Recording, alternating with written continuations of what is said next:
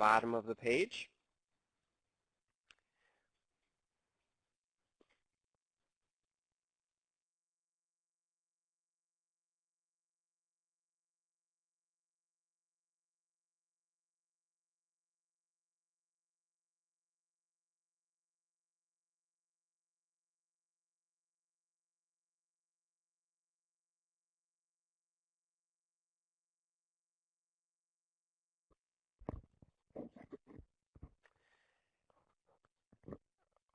Okay, go ahead and finish your response there. If you're still thinking and want to respond, we do have the Q&A pod there. There's another place you can type a response, even though it isn't the formal spot for that last question. Again, thank you so much for joining us today. We look forward to having you on our call this morning. We are live tweeting during the webinar today, so feel free to check out Twitter, #AdministratorWebinarSeries.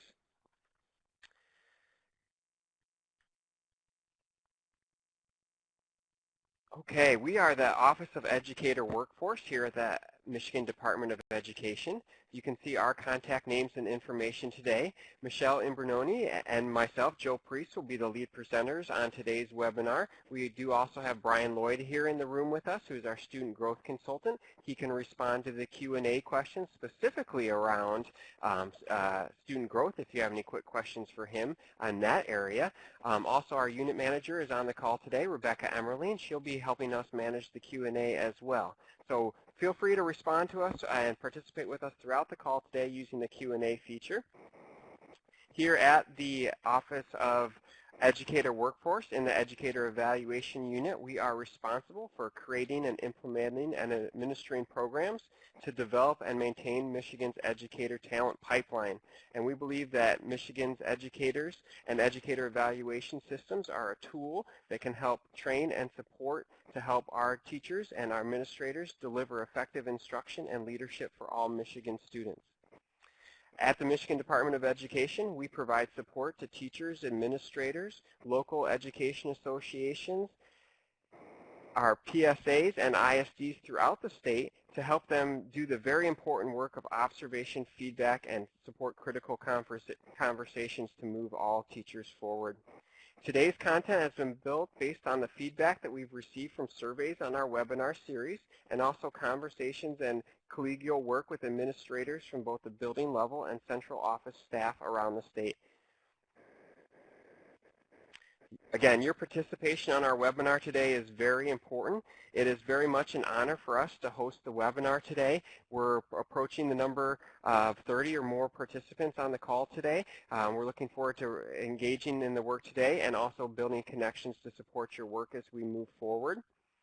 We hope that our webinar today supports your professional practices and your professional growth as you do the work of educator evaluation and supporting the continuous improvement processes in your district. We have several ways for you to participate with us today, including the question and answer pod. We'll try to answer as many of those questions as we can during the live webinar today. We will also produce an expanded question and answer document to follow up further on the questions that come up during our webinar today. You'll also receive a follow-up email to this presentation that will have our presentation slide deck as well as that expanded Q&A document and a recording of today's webinar. You are eligible for sketch credits for participation in this webinar. In order to earn those sketch credits, you do need to attend at least 3 live webinars and respond to the survey links that follow the webinar. It'll be important when you respond to those survey links to include your PIC number. That's how we connect your participation with your certification and the sketch credits. We understand that the participants on today's call are using one of the state-approved educator evaluation tools, and each of these frameworks differs a little bit in processes and vocabulary. So we're going to try to provide some guidance and feedback today that is vendor agnostic, not specific to any one of those frameworks or tools, but instead best practices that could support any of the work regardless of what tool you're working with. Our work today supports our state's top 10 in 10 strategic plan, specifically around strategic goal number 3, which is about helping to develop a high quality and prepared education workforce. We believe that educator evaluations, when done effectively, can support professional growth and support professional practice and ultimately support student outcomes in a very authentic way. We believe that high-quality evaluations can provide teachers and administrators under your responsibility with important types of critical feedback on how they can improve their own practice to impact the lives of students. We also believe that these systematic improvements to educator evaluations in schools and districts play an essential role in providing targeted professional development responsive to the needs of educators in the field. As we're honing in on what we're going to focus on for today, we have it summarized here on the slide today. We're really going to work on leveraging the best practices within our educator evaluation systems to really push continuous improvement with observations and feedback. We're going to talk about best practices with feedback when we're providing feedback to teachers or to administrators. And we're going to talk about critical conversations and how we can have those difficult conversations to move practice forward. Our focus and effort here at the Michigan Department of Education is to support districts, teachers, and administrators when they are engaging in the intentional, difficult, and purposeful work that so they can continue to focus their efforts on developing a continuous improvement process as it relates to educator evaluations so we can continue to refine and improve these systems to make them a really strong leverage point for improvement across the state. At MDE, we have some priorities around evaluation. The top bullet is one of our most important priorities, which is to try to ensure that the evaluation processes are rigorous, transparent, and fair. Your framework, as we've discussed in previous webinar, can really impact and drive a lot of the decision-making and curricular work that you do across your district. Aligning the vocabulary throughout the evaluation system can help to support a common definition of effective practice in your district. The evaluation tool can be much more than just a summative tool that determines an evaluated rating at the end of the year, but instead a process that's integrated into every facet of our school systems. It should be recognized that effective educator evaluation can be the conduit that ties all decisions together. Budget, talent, school and district improvement, and system processes can all be linked together by the definition of excellent teaching and learning. However, by leveraging the power in the process, we can create rich opportunities for meaningful dialogue between evaluators and educators. The processes have strength in developing instructional classroom practitioners, school-ready principals, and district-ready learning leaders. So, why is educator evaluation important? Educator evaluation for teachers and administrators is important because when done with fidelity in conjunction with your district's framework, it has the power to improve performance. Long-term, our goals around educator evaluation for our state would help to use these systems to have a more aligned definition across the state around excellent teaching and learning. And we also believe that long-term, that these educator evaluation systems can not only improve instructional competencies and professional standards, but can also improve the social, cultural competency, and social emotional learning that happens in our schools. And ultimately be part of an ongoing professional development continuum and partnership between evaluators and those they're evaluating. And also become a foundation for strong coaching relationships between administrators and those that they evaluate. And ultimately, we know that all of our work in education focuses on student achievement and increasing student learning to open opportunities for students and their future. And we believe that educator evaluation is a strong leverage point to improve student learning. So, I briefly went through our introductory slides here because we have a lot of exciting content to share with you today. We do want to pause, though, to get you engaged here. So thinking about those purposes that I just spoke to you about, talk to me, and the key word here is should. What should the purpose of teacher evaluation be in your school? How can we really focus on teacher evaluation, and what should be our primary focus and purpose? Go ahead and take a moment to respond here.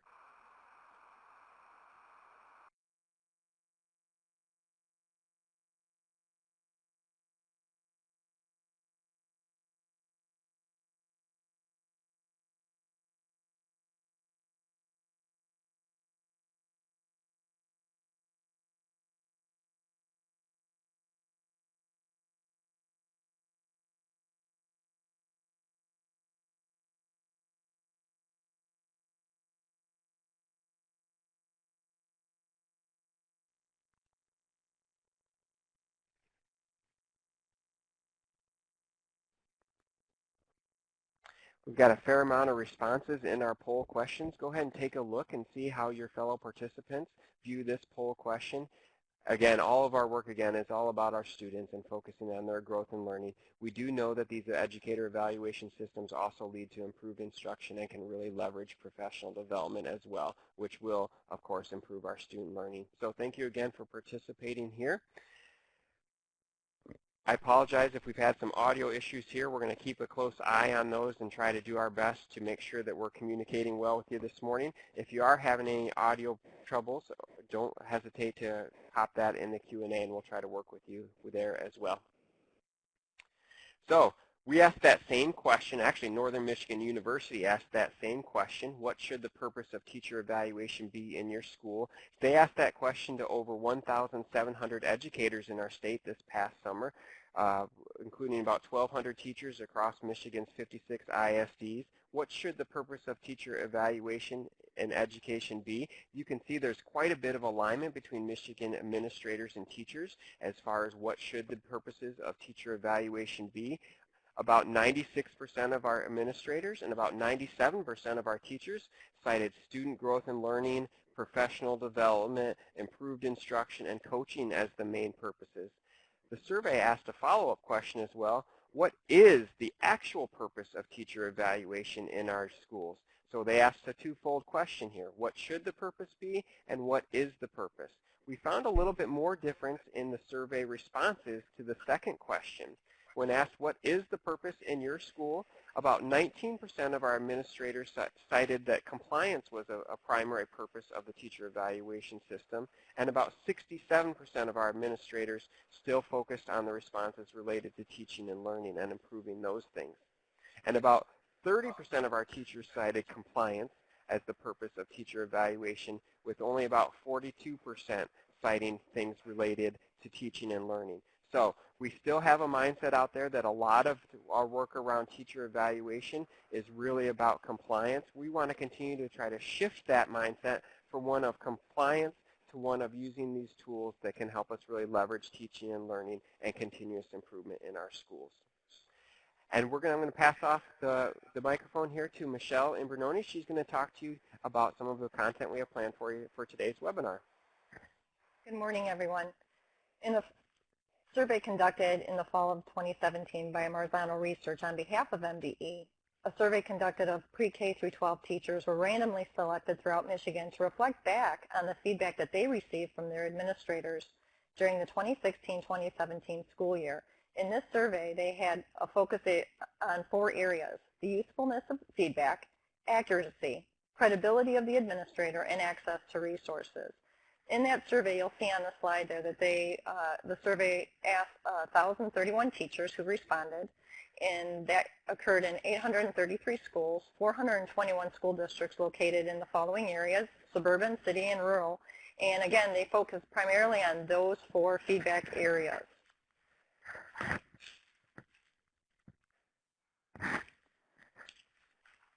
From that research, we want to take a quick look over those 4 areas. Feedback 1 was on the accuracy. While we recognize that some of you may be in a small district or in a large district, every organization would like to pride itself on having or maintaining a family-like atmosphere. With that being said, there needs to be a moment to recognize that trust and rapport cannot be taken for granted or lightly. For example, can one building administrator, from one building administrator to another regarding the accuracy and feedback, can you have that conversation on the usefulness and feedback that they are being provided? My point here in that example is whether or not there is a moment or an opportunity for such collegial dialogue or exchanges of ideas to take place. Is there a safe space that has been created, a time and a place for such conversations and exchanges?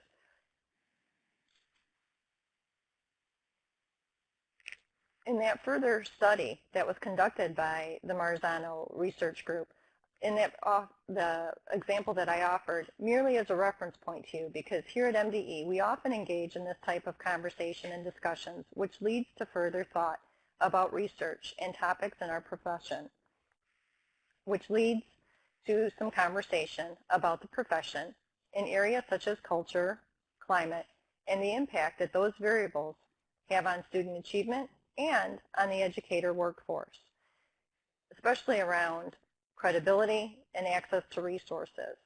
Another example I submit to you to consider around feedback would be whether as a superintendent, your executive director, or the assistant superintendent, are you engaging with them in powerful conversations around building administrators surrounding their accuracy of feedback? Perhaps your conversations center on the usefulness of feedback or whether it is directly linked and or connected back to the instruction that was just observed. Or maybe you have started this endeavor by first creating a safe space by building trust and establishing rapport within your administrative team.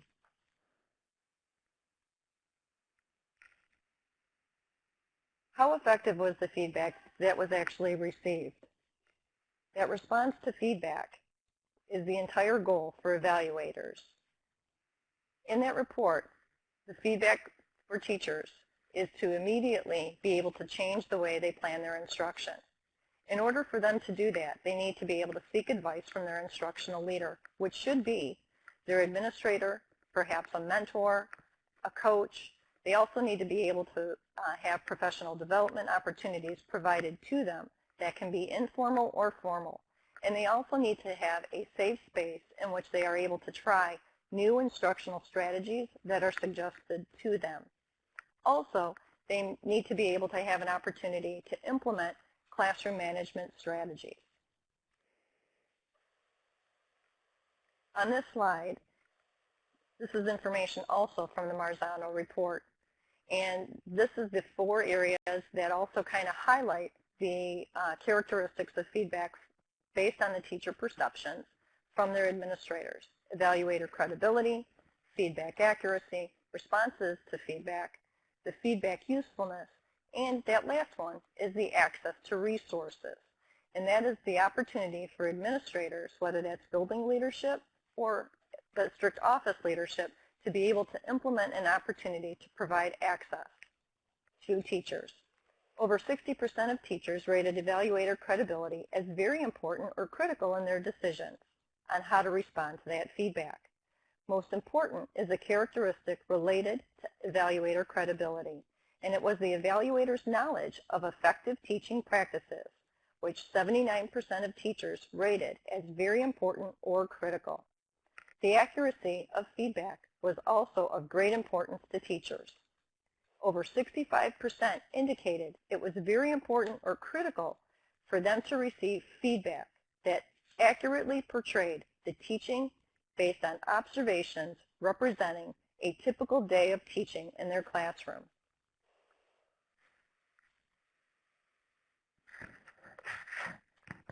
As we talk about growing our profession and our professional educators, we offer this quote to you from Stephen Covey. Go ahead and read that over. At the Michigan Department of Education, we believe that high-quality educator evaluations can support student learning and also support educators' professional growth and well-being. We believe that high-quality educator evaluations can provide teachers and administrators under your responsibility with critical feedback on how they can improve their practice. In addition to facilitating educators' personal pursuits of excellence, systematic improvements to these systems play an essential role in the happiness and well-being of educators. We have our next poll question for you here, and this talks about some of the barriers that you found as you've implemented educator evaluation systems in your local context. What barriers have you personally encountered or seen in others in your collegial conversations around your work with educator evaluation systems? Take a moment to respond, please.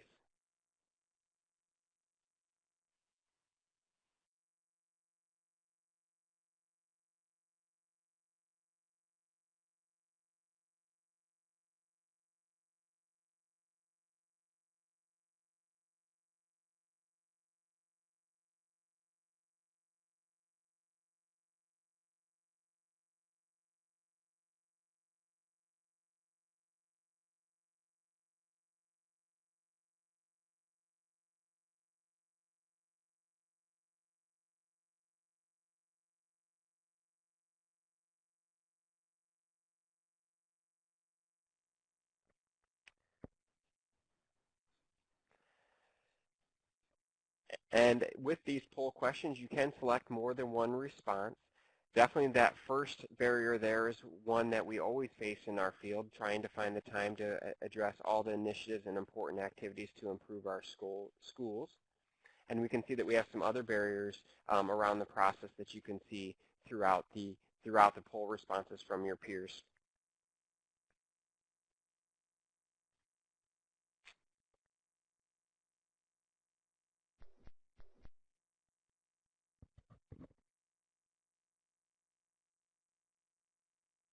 Thank you again for responding to those polls. We appreciate your participation with those today.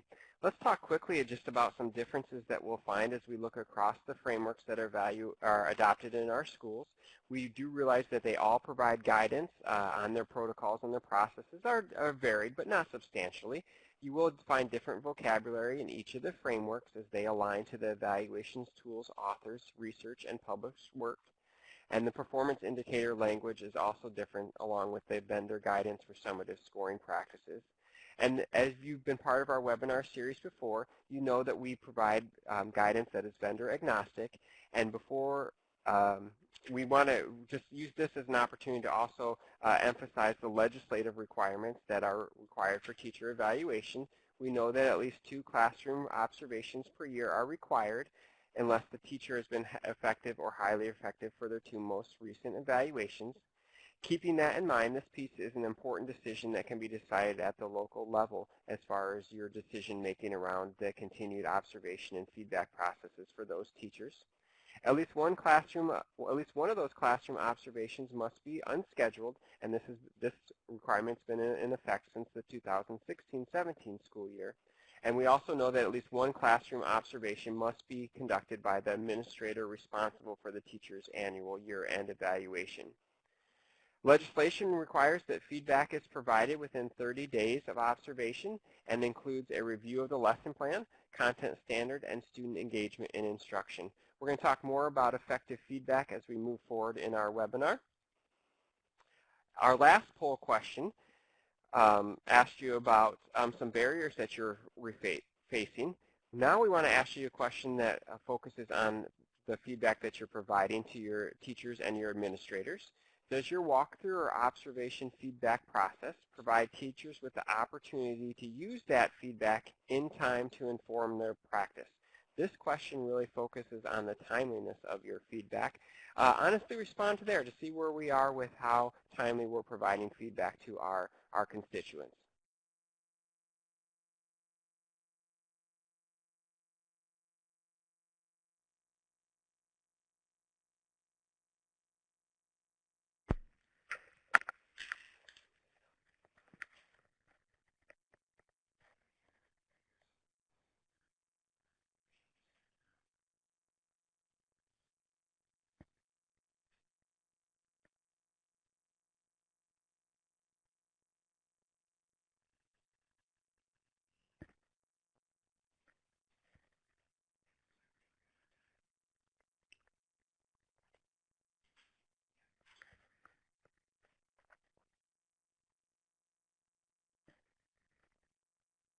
Well, thank you so much for participating in that poll question. We do appreciate it.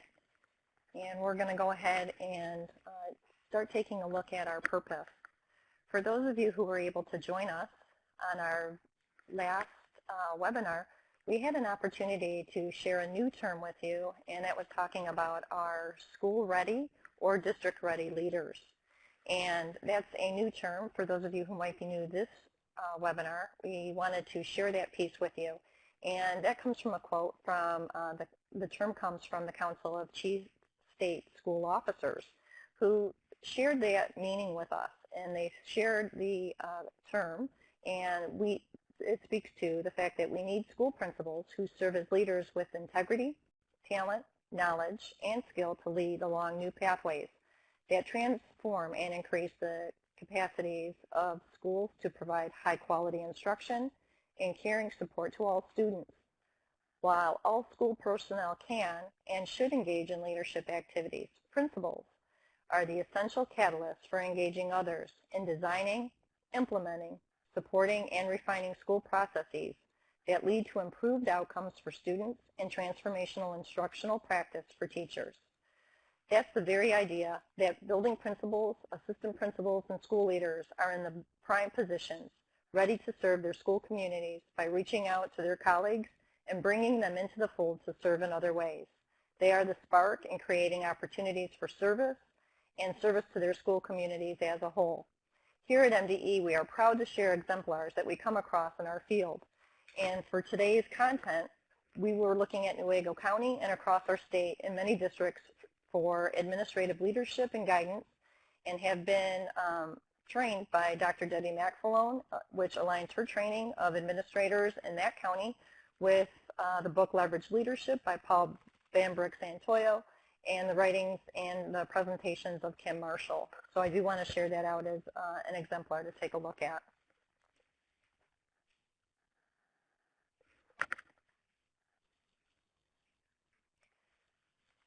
So today we wanted to just kind of share out some basic numbers for you. According to Paul Bambrick-Santoyo, he likens the conventional teacher feedback and evaluation system that it's based on a flawed assumption, and that accurate, measured teaching is the central goal of teacher evaluation. He outlines his philosophy, which he terms as a scoreboard model, in greater detail in the article that is attached to the downloadable document for your review.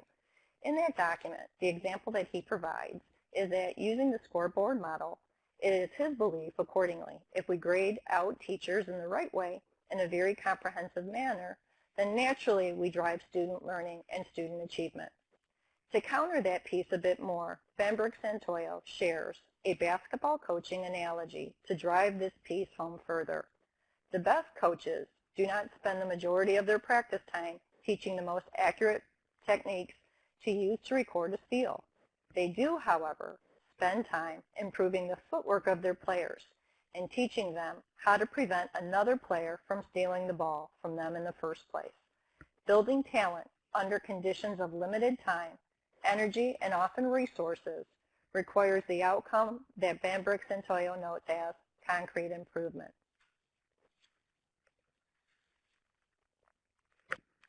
The purpose of supervision and evaluation. In these 4 areas, we talk about quality assurance, praise and assurance, motivation, and personnel decisions. Here in the unit of educator evaluations, we recognize that variables such as school culture, community pride, self-respect, and professionalism do rest on the ability of you and your staff to function at peak performance levels. In that capacity, we also recognize the natural moment that exists within and between members of an organization around evaluation, which is highlighted by that last bulleted point, that through the evaluation process, we recognize personnel decisions are made.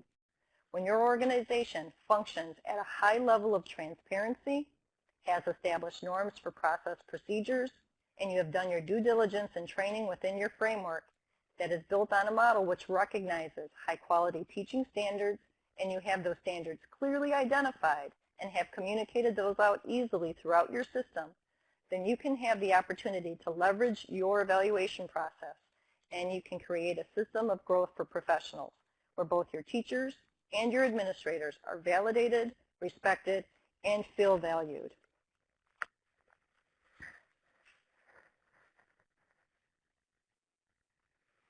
So what about some high feedback strategies?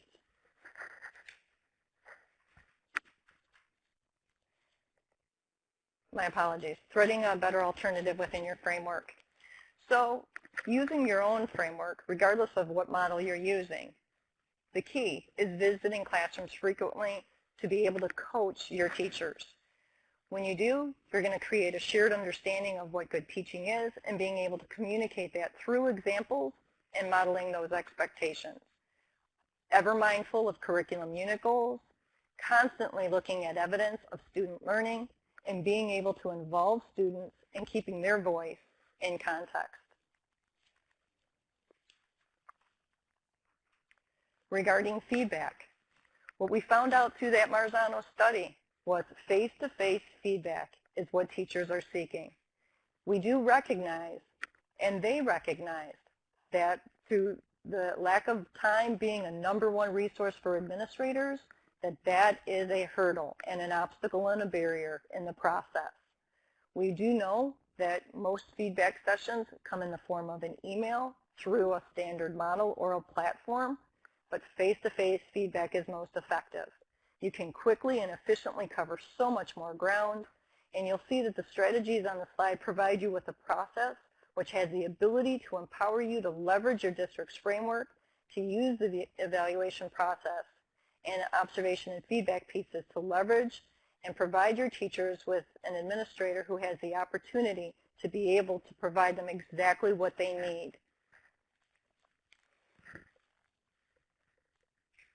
I ask you to consider this. If you are able to visit classrooms more frequently and have the ability to grow your understanding of each teacher's pedagogy and student learning and share that data-driven instruction combined with a foundational piece of school culture, you should be able to drive the areas of priority feedback for every teacher. So what about low-impact strategies? Teachers recognize that a quick email of the documents and the strands of evidence that you gathered during the observation isn't really working. Sometimes there may not be any specific comments to them at all. An email before leaving the classroom without much information is not really any feedback. When you provide feedback in this manner, it's really not engagement. Some people even have left Post-it notes on the teacher's desk with just a quick thank you. A carbon copy in the form of a checklist, is that really a feedback strategy? A rubric score is not really feedback. As we transition to this reflect and response question, we're going to ask, how can the use of a better observation or feedback process by you as an evaluator improve the evaluation process that you are currently using? And we're going to give you a minute or two to respond, thinking about those high impact strategies.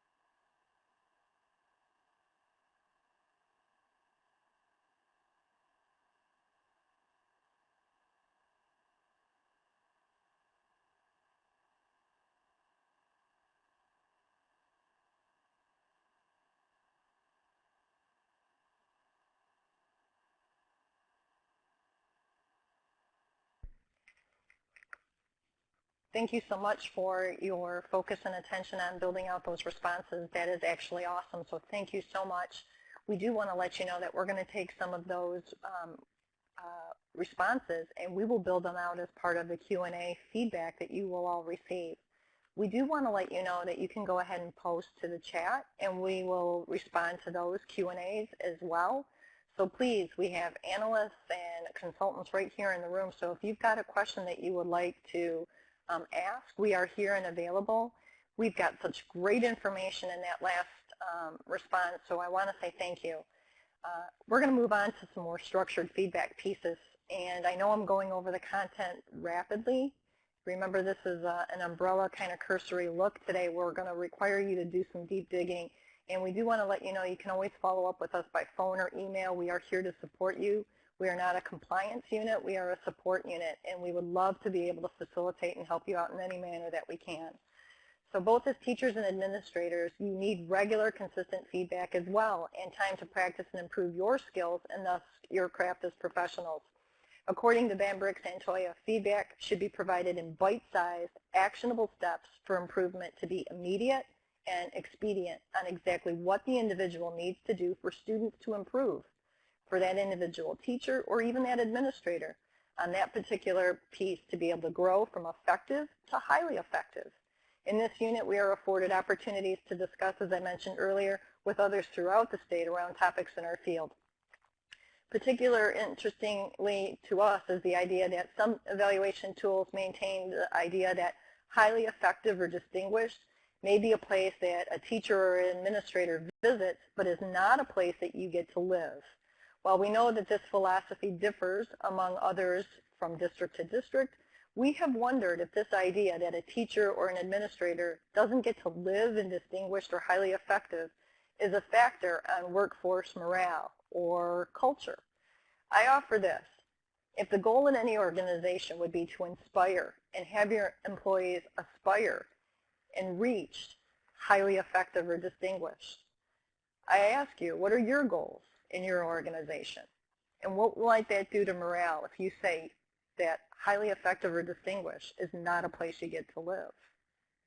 And perhaps if we help coach one another and build in that opportunity and say highly effective and distinguished is where we want all our employees to be and coach them through that process, that might create a moment where we can recapture culture and morale within our own profession.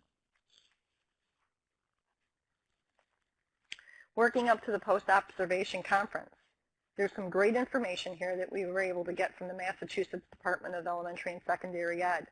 And what I liked about this, and here's a great best practice, is in some areas with some individuals, we have to flip the script a little bit. And here's a great piece. In their post-conference opportunities, they do the introduction, a discussion of reinforcement, and areas to refine, and then a summary of next steps. And what I liked about this is they tackle the areas to refine with that individual first. Areas that they are going to receive a lower rating with, and that areas that they require an immediate attention with that teacher or administrator first. Why? Because when some people hear the things that they're doing excellent at or fantastic at, they're not going to be able to hear things that need to be refined and things that they need to really work on. They're going to maybe tune those things out. So I do like this approach as a best practice, and I offer this for your consideration. Areas that they are excelling at, Massachusetts calls this area things that you can reinforce. And then you can say, hey, these are things that you're doing great at and that do not require your immediate attention by the teacher or by the administrator. So this is much different than what Bambrick-Santoya would say. Bambrick-Santoya would reverse that and talk about things that you reinforce first and then things that you refine. So this is a bit contradictory to what he would say, but I do like this approach and I offer this for your consideration. Moving forward, planning the post-observation conference. Again, you're going to choose an area for refinement first. You're going to select those refinement topics. Take a look at bullet 3. Understand the teacher's capacity when identifying an area of refinement. In other words, Where are you going to get the biggest bang for your buck? I appreciated this piece and understanding that we have to chunk this idea, which aligns very nicely with what Bambrick Santoya talked about, things that require concrete improvement and not overburdening the teacher. I thought that this was wonderfully stated and very easy for us to tackle as administrators and concrete objectives for us. And I did highlight that bottom bullet for you when developing the post-conference plan. Consider identifying that refinement first. This will ensure that the reinforcement and refinement areas don't overlap. Moving forward, tackle your introduction. Remember your pacing pieces. Make sure you've got a greeting. This script I thought was wonderful. So for those of you who might be a newer administrator, I thought this might be very beneficial for you as far as a script to kind of take a look at. This makes sure that you are consistent in your post-observation conferences. Regardless of the level of the teacher, you keep things consistent from person to person, which we know in the administrative world is very, very important, that you don't deviate from the plan, you don't deviate from the script. You build in your toolbox of consistency, and you build in that rapport with teachers. And more importantly, you maintain that mastery skill set that you are trying to build as an administrator.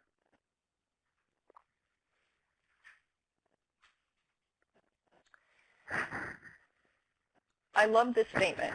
If you ignore it, you accept it. And I ask you to consider this. What is going on in your own buildings, in your own districts, that you don't want to shy away from? Addressing mediocrity or poor teaching depends on what you are willing to believe and what you're willing to take a look at. Belief. Good teaching really, really matters. Do you have that sense of urgency that every minute in that clock hour counts? Do you have a good eye of knowing poor practices and being able to have the courage and the guts and the willingness to address it? I love that statement. I think you should take a look at it and consider it for your own capacity.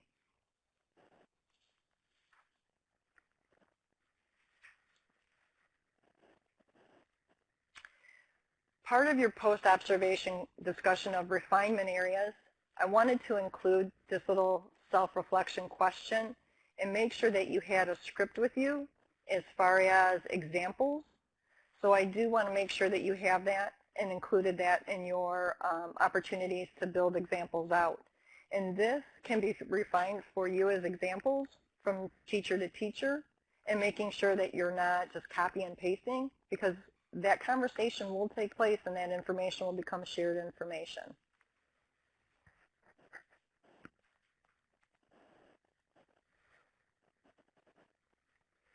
Again, this is a great slide on providing concrete suggestions on how to improve. Remember, going back to that MARZANO piece, teachers in our own state told us that we are not providing enough concrete examples. We're telling them they need to improve. Their ratings are telling us that they need to improve, but we are not, as administrators, telling them how to do it. They need examples. Moving forward, we need this actionable step. And we need to set a timeline, a realistic timeline that provides them the opportunity to make that marked improvement. And ending on that note of reinforcement, you've talked about what they needed to refine. Ending that meeting in a positive note is definitely important, which is why I like that reinforcement strategy. How you end that meeting on amicable terms is really important. That's the other piece that I liked. And so here, you're ending it with a positive note and an opportunity for them to engage positively and talk about the things that they're doing well in their classroom.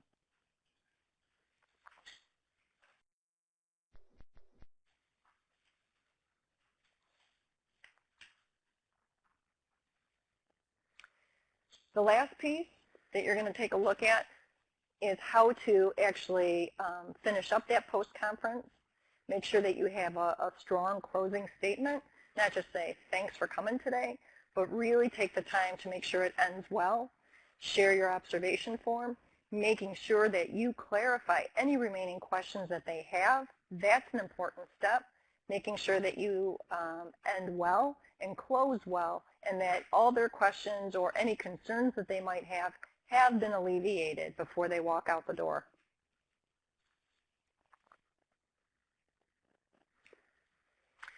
So for those of you who are central office administrators, and your responsibilities may be to provide feedback to administrators, this portion of the webinar is designed specifically with you in mind. So we wanted to provide a couple of quotes that I thought really spoke very centrally to administrators, and those are on the left side. But we want to make sure that for administrators who are providing feedback to administrators, you have a couple of 3 pieces right there for you. And more importantly, we need to make sure that if you are new to evaluating your leadership team, the key will be consistency. Regardless of your framework, you have an opportunity to work with each administrator and build a solid rapport, as long as you do not initiate a dog and pony show. Remember, administrators and teachers both recognize hoops. Your conversations, just as the ones you want your building leaders to have with their teachers and employees throughout their buildings, should be authentic, real, and from the heart. If you are coming to the evaluation piece late for whatever reason in your cycle, admit that piece, but then move forward and seek out which domains or dimensions from your tool fit with your district and or school improvement goals. Simply bypassing the process entirely does a huge disservice to your profession, and it erodes the credibility of your office and your title and the trust that you wish to instill in the very process moving forward. You would not want your administrators to bypass the process with their teachers. So please live into that piece and move forward and find out which domains or strands fit well with the work that you are doing within your own district or buildings.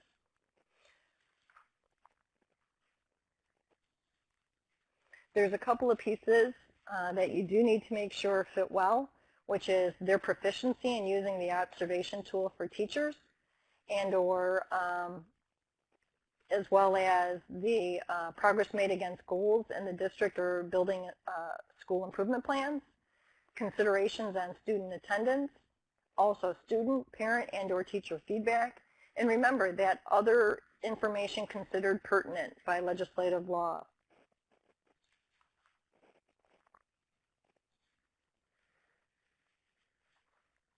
For administrators, they too also need to know what needs to be improved and how to improve. It should be actionable chunks of information. Just as we talked about earlier in this webinar series, it should not be the power of numbers, meaning how many word counts can you get on a page. The feedback should include student data and the impact on student learning and the power of that conversation. And also, it should be what they have done well. And again, what needs to be improved, actionable ideas on how to improve, and include student data.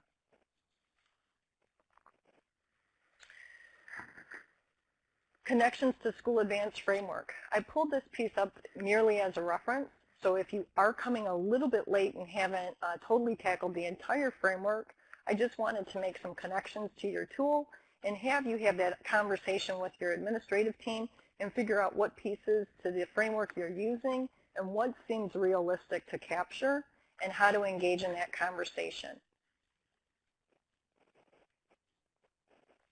From the MARZANO piece, we learned that a catalyst to implementation that works well is actually a phased-in implementation approach. It involves multiple staff within the training piece that works well. So you've got that layered approach. Barriers to implementation from that research, we do understand that there are time constraints, and so sometimes we do overburden a district with trying to implement too many initiatives all at one time. We know that school and district resources are limited, so we do know that that puts some tension and strain on that piece. But we want to reinforce here from MDE's perspective, we're here. Please just let us know what we can do to help facilitate and guide conversations. We are a great resource for you, and this unit particularly loves to be able to come and help and do whatever we can do to guide that conversation around evaluations.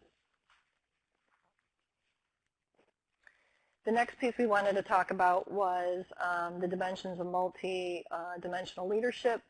There are their domains or dimensions, and again, we wanted to make sure that for those of you who might be using that piece, you have an opportunity to take a look at that for a reference piece and make sure that you're aware that you can implement that in that phased-in approach that we learned from the MARZANO research piece as well. So before we start these critical conversations with our administrative team, let's think about some of the background work that needs to be done. We'll need to do a few pieces of important homework. While this topic alone has specific professional development opportunities available in many various forms, what really is important and paramount is that you're following the administrative guidelines, the processes that you've established in your districts, as well as the procedures and making sure you're following the procedures and collective bargaining agreements that are all established, as well as accepting the appropriate guidance from your legal counsel. And when we're talking about critical conversations, again, we're talking about what needs to improve and specifically how to improve. And this slide also notes some different connections that you can make with your feedback. We're looking to try to point out some common errors and mistakes that sometimes can be made that might take us away from our central purpose of providing effective feedback to move people forward. Error number one is sometimes that we try to give too much feedback, or that sometimes by just extending the length of conversations that we can get more done. Remember, this needs to be done in bite-sized, digestible components so that people can actually take action on the feedback.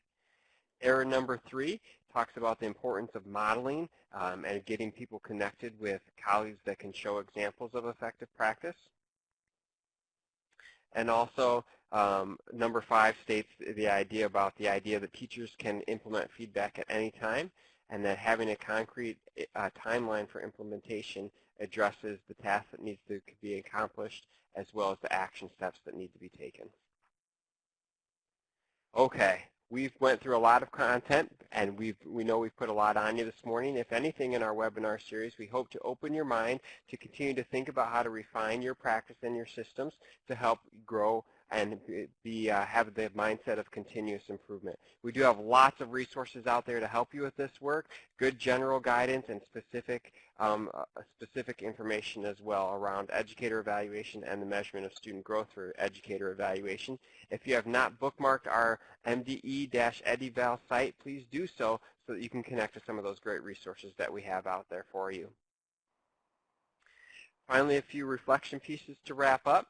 This is some information from the Council of Chief State School Officers, and really just, again, emphasizing the importance of effective feedback and the importance of instructional leaderships on being the catalyst for change in your systems and really being the opportunity to create better learning opportunities for not only professionals, but ultimately for our students as well.